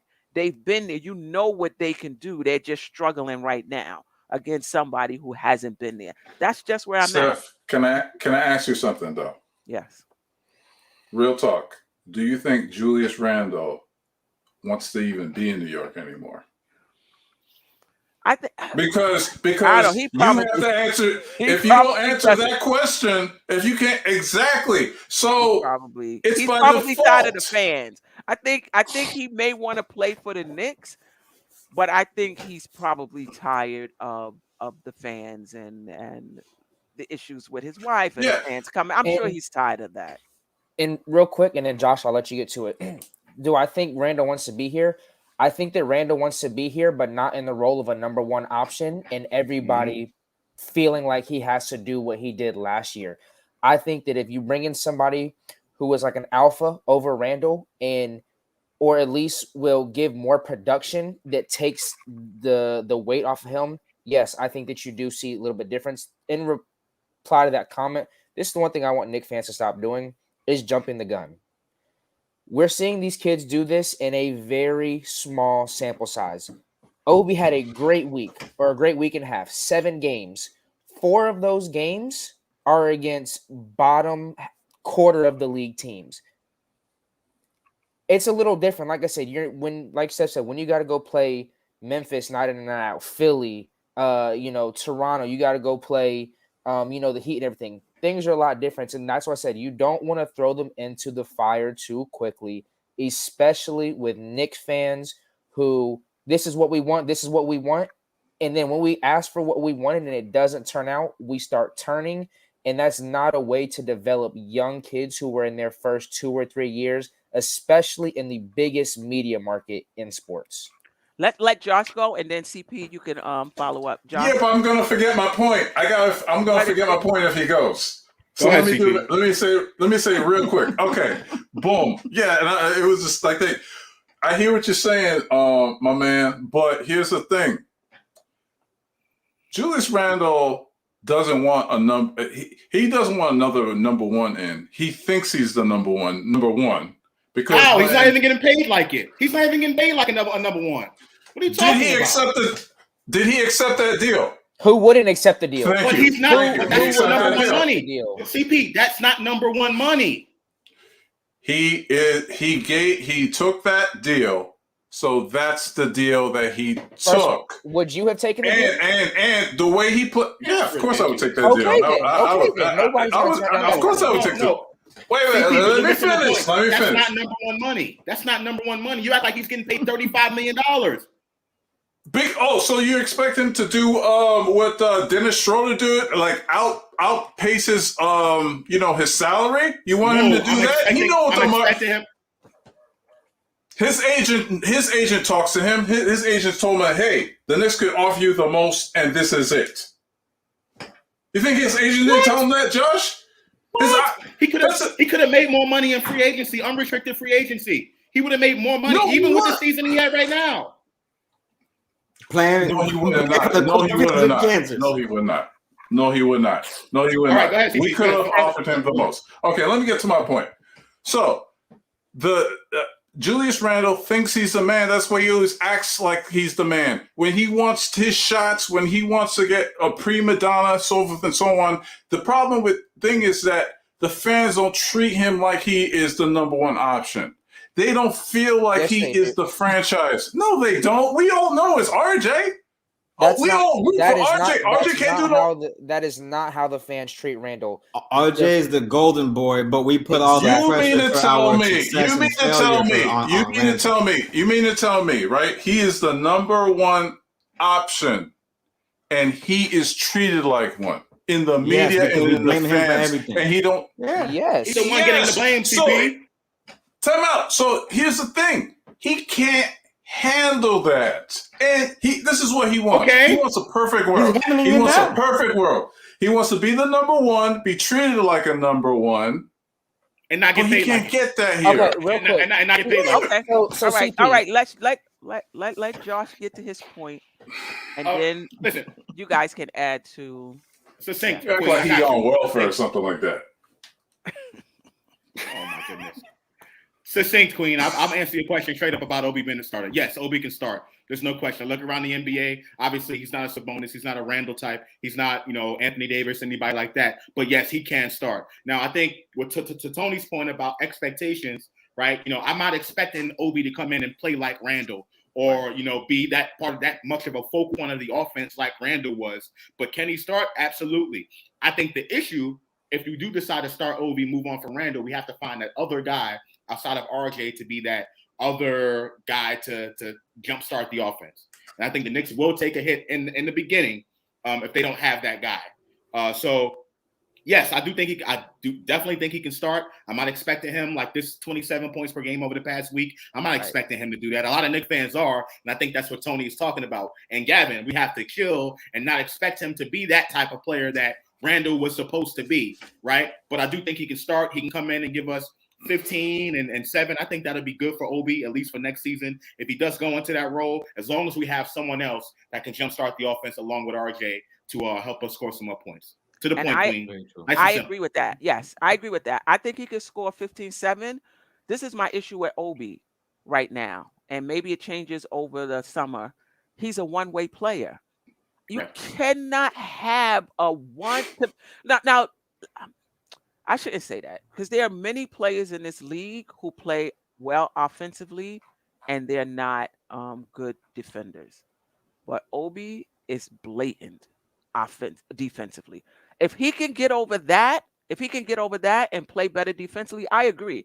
15-7, you're just playing a point guard role. You're not trying to be the number one or the number two. You're not trying to give us, like you said, what Randall is giving us. You're just playing, you're playing your position. We need to play a more up-tempo style, right? We need to have a point guard that's going to look for him. I don't think he's going to flourish in a half-court offense unless that three-point shot is really is really on. And then we would have to bring in somebody else that's going to take more of the offensive load. So under those circumstances, yes, I think it could happen. Yeah, and to the person in the chat that says, let's say a Jay, that's her name, his or her name. Sorry if I don't want to disrespect anything. Josh's point, because he doesn't get paid like a number one, he shouldn't play with number one effort. I didn't say anything about effort. I was talking about the expectations that Knicks fans had on Julius Randle. They want to treat him like a number one type of player on a championship caliber team, and he's not that. I think he took that money because he realized that that's number three money. Look at these championship teams. Look at the Clippers. Look at the Suns. Right, they're top two, top three guys. Milwaukee, top two, top three guys are getting paid. It goes from like 35 to 40 million, down to 30, down to 25. Randall's getting paid like a number three guy on a contender. He gets number three money. He's not number one. Josh, you're absolutely right, and I've made that argument before, but I think that argument is only valid for fans. It's not valid as the player. I think he's the number one option on the team. On this team. On this team. So he's got to do better, regardless of that. Tony, I'm not defending it. There's no doubt Randall needs to do better. I'm not defending that part. But when the question was asked and the point was made that Randall he wouldn't succeed, or he wants to be the number one guy and he's selfish and he wants to be this and be that. Like, he won't accept having another alpha come in and be that number one guy. That part I don't agree with. Well, the question is, the real question is, will he accept RJ ascending into that role? Why not? I think that but I think that's the question that a lot of the chat and CP want to know. I don't think there's a question that if we bring someone in who's clearly a better player, clearly an alpha, clearly a number one option, payroll and production. I think Randall accepts his role. Right. And again, I'm a Randall guy. I'm not 100% sure he accepts it if it's coming from within. If it's coming from I don't think there's any evidence to suggest that he would not accept RJ. I don't So think there's any evidence of that. So here's one of my things. Like I said for agree, Randall, Josh. is I don't think we've paid him number one money for this team. When you're the Right. highest paid player on a team, no matter if they are the number one option or not, the fans automatically look to you to be a number one. Now, CP, Right. this is why I'm saying. This is what I'm saying. The reason that we say that Randall's treated like the number one is because most Knicks fans, minus Tibbs, blame the whole season on Randall. And the games that we lose, I don't. everything is I don't. Randall's fault. And here's why we say RJ's the golden boy, because when RJ's in his slumps, when there's nights where he's shooting 40% from the line, when he's shooting for 7 of 21 and we lose, RJ gets skated from blame. And it's just, oh, he's developing. You got to give him time to figure out. And that's why we say Randall is treated like a number one in this city. And I don't think that Randall will mind if RJ ascends the number one option, because I think Randall's just like, yo, I want to play ball without having the pressure and having everything feel like it's on me. I don't agree with that. I don't agree with that. All right, I do agree with that, and I agree with that for that exact reason, to take the pressure off of him so he could just play his game. I agree with that. But on the flip side, I don't even think it's to a point where fans will allow that. He could publicly concede and say, you know what, RJ is the face of this franchise. He's our best player. We need to move through him. I think the fans are still not going to allow him to. Oh, it's too They late. would kick It's his too back late. in. The last thing you said, the last thing you said, Tony, the last thing you said, Randall, I don't know if he know. Okay. I think Randall feels he is the best player on the Knicks. So how is it that if I feel I am the best player on the Knicks, why would I give it to RJ? Stat wise, he is. But wait, hold. Even some of the best players on the team know that they need help. You know what I mean? So I agree with you. He does have There's a that. difference, but I'm sorry. He does There's have a difference that. between needing help and being the best. Kobe and Shaq, who they clash because they didn't know like who was the best. You know what I'm saying? Randall got his money, and Randall fell to the pressure of being the number one guy and being the face of the franchise. Go ahead. I'm but what sorry. I'm saying is I agree with all of that.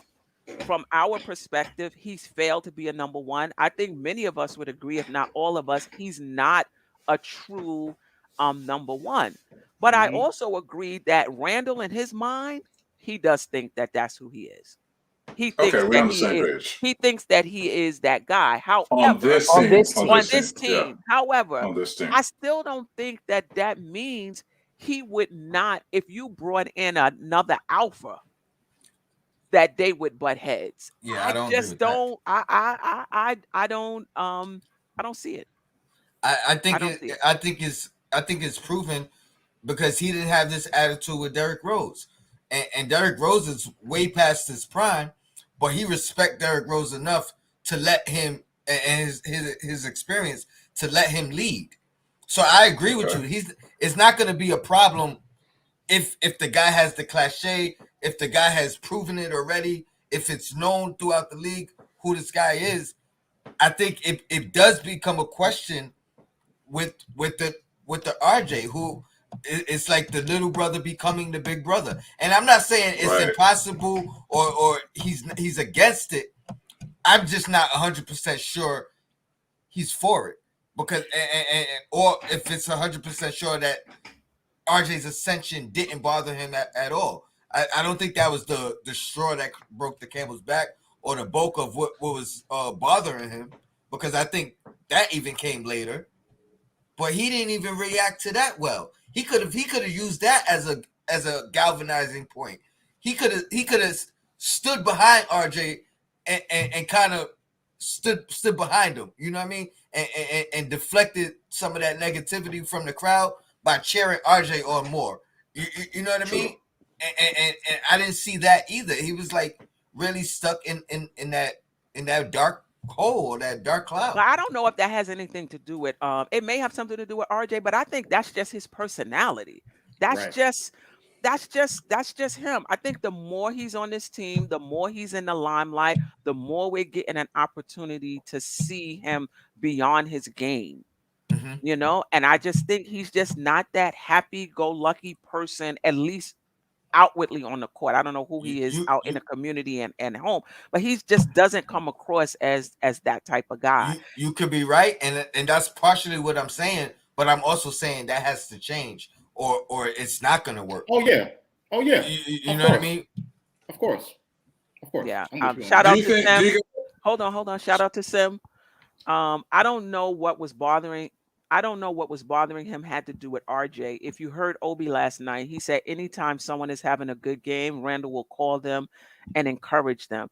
So and it's true. And I say this about Tibbs too, with all of the cursing on the sideline. We don't know what type of relationships they have with Right. each other in the locker room, behind the scenes. Case in point. Case in point. I work with a team of people.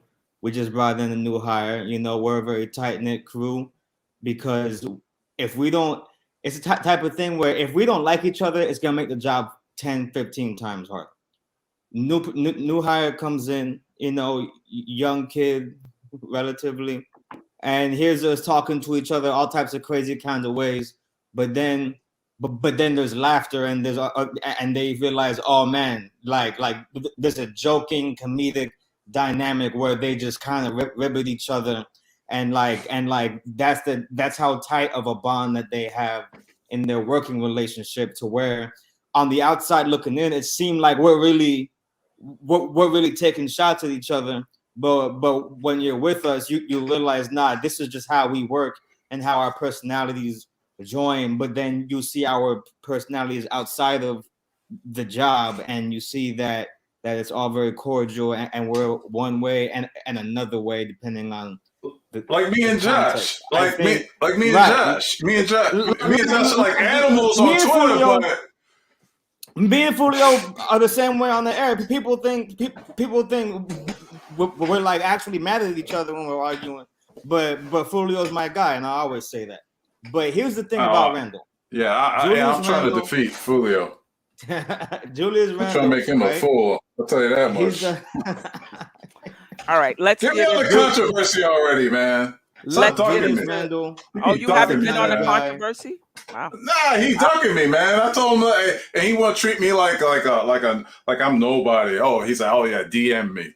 No, you DM me, man. I'm your guest. Come on, let's go. Don't be Hollywood about it. You know what I mean? Just pull up. Yeah. Hey, hold up, Sim. If you can hear me, can you just throw a poll up real quick and see if we could get a CP on the controversy? Oh god. Well, we need. I want Anyway, to see that one. we I want to see that one. yeah. So we won't get to the rest of it. It's on the cutting room floor, so we'll do some of it, the rest of it on the crossover.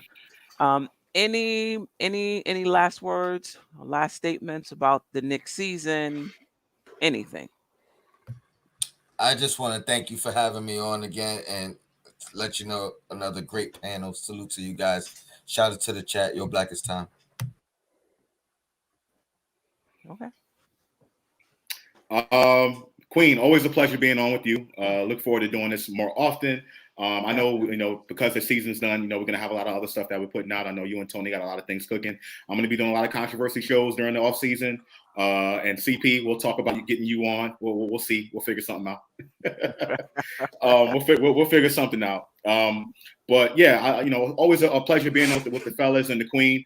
And, I look forward to doing this again. Go Knicks. Yeah, definitely. Yeah, I Queen, as always, thank you. I just enjoy coming on here, getting here difference of opinions, and for me, I'm not gonna lie, the front office got this off season to show me that they got some sense or some moves up their sleeve, and I'm not trying to put it on Randall, but I'm not gonna lie. For me, he's got one game next year for me to see the lackluster effort. If I see the lackluster effort game one, I'm not if that's a preview with what's to come and he's still here after the trade deadline, the front office needs to get some new personnel up in there. Agreed. I'll say this. I think as a fan base, we got Randall all the way twisted. I think most of what plagues him is his own expectations of himself. And I think that last year pressure made diamonds, and this year it busted pipes.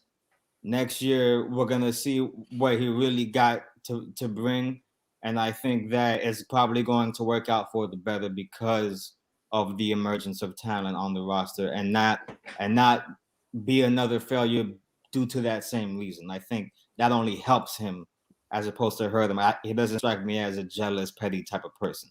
So I'll say that, and then I'll sign off with this. It's NYK all day. It's NBK for life. Subscribe to Dope Soul. Subscribe to Knicks and Bruises. Tune into the crossover. Tune into the controversy. Buy a painting from CP the artist, right? And respect Duval County. Gavin from Duval is here with us, ladies and gentlemen. And you're probably never gonna see this all-star lineup on a panel again for a long time, because this is the first time I've seen all of these dudes in one place at one time. Thank you very much, Queen, for having me once again for a great show. I salute. Yeah. Thank you for having me, Queen. It's always a pleasure to talk to you and the panel. What's so funny? What happened? So anyway, it's always a pleasure. Someone said in the chat, who is CP anyway? Well, CP is the first guest that Simeon Russell ever had, and we know Simeon Russell did it first right here on NBK. I was the first ever guest. I still can't find the video. Still looking for it. But that's who CP is. I got my own channel where I talk about relationships, art, everything like that. CP the artist, that's where it's at. And yes, I do look like Taj Gibson. I get it. So thanks again. I thought you would say Kid Cudi. I hate that. No. I look nothing like Kid Cudi. Yeah. Well, guys, I appreciate you joining me, and I might have 6 guys. Yeah, I try to keep it to 4 because sometimes 6 becomes kind of difficult to handle. But it was a breeze tonight, and I think it was because of you guys. So I definitely appreciate that. I appreciate everybody who's rocking with us tonight. And just keep in mind, we can agree to disagree. We don't have to be disagreeable. This is the non-pom pom podcast. So, and just keep in mind, for the record, I don't have a problem with any of the young guys. I like them. I want to continue to see them on this team. I want to continue to see them develop. I think the disconnect with the fan base is me wanting them to come around slowly and not go into starting roles, because me, and maybe I'm alone in this, I want to go to the playoffs every year. And when we start starting players that, in my opinion, I don't think they're ready, we're talking about years of being in the lottery until they are ready. And I'm not ready for that. So I think that's where it's coming from for me. But I don't have a problem with Obi and IQ and Grimes and none of them guys. I want them to stand in the Knicks, and I want them to get better. And as far as Randle is concerned, I have no problems moving on from Randle just because of just his inability to hone his emotions. I don't have a lot of problems with his game, which is inefficient, because I think if you can construct a roster in such a way, you could take the balls out of his hands. So he's not making a lot of decisions because he's not a good decision maker. So there's ways to construct a roster to kind of limit the areas in which he's not good. But that emotional part of it for me just gave me great pause. And for that reason alone, if you can't count on him, I have no problems moving on. But you can have both. You can move on. I can feel like I'm okay moving on from Randle, and at the same time, don't think Obi is ready. It could be, Right. it could be both. So I think everybody on this panel likes the Knicks young guys. We just have different opinions about whether they should start or come along more slowly. That's all it really is. But all love to everybody in the panel, everybody rocking with us. And we will see you next week on the Queen's Court. Also, Wednesday, I'm co-hosting the crossover with Tony Crow, and at some point I'll be on with Josh. I don't know if it's going to be this week, next week, whatever, but I'll be Stay on with tuned. Josh on the controversy. Yes, stay tuned.